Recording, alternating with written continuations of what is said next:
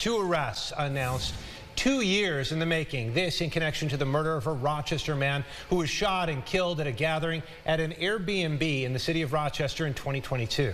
Natalie Kutchko joins us with the latest from police. And Natalie, you've also heard from the victim's family. Yes, certainly a lot of emotion following today's news conference. The family of 24-year-old Jakeem Douglas getting the answers they've been in search of for 2 years. All this with the persistence of investigators and the assistant district attorney days before the anniversary of his death. I'm happy that we got justice for my son. It's been a long road.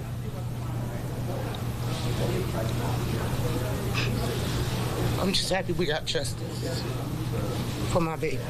Nearly 2 years to the day, December 13th, 2022, Rochester police were called to an Airbnb on Illinois Street for a shooting.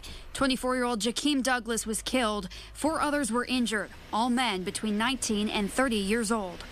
The home had been rented out for the night to record a rap video commemorating a murder victim from years prior. Police say around 30 people were there, and later a group arrived with the intent to confront a man they believe previously stole an illegal handgun from them.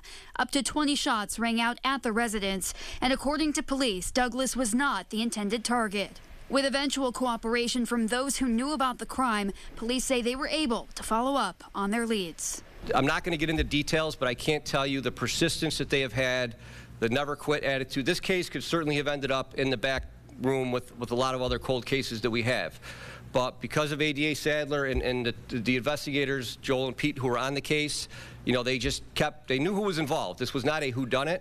We knew who was involved. It's just getting people to cooperate. And there's different reasons why people end up cooperating with us, and we're not going to get into those. But you have to remain persistent. The gunfire linked to this carried on in other parts of the city, and it wasn't until earlier this week when a search warrant was carried out at the primary suspect's home, 32-year-old Martin Gibson.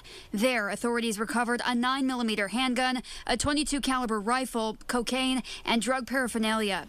Gibson was arraigned on a variety of charges, including murder in the second degree. He remains held without bail.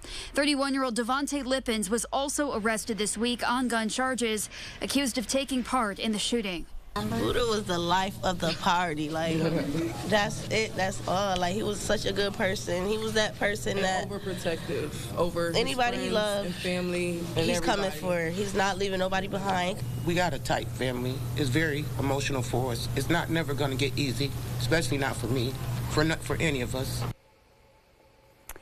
And police do confirm those involved in the shootings, the victim suspects, were known to one another, but say none of this was gang-related.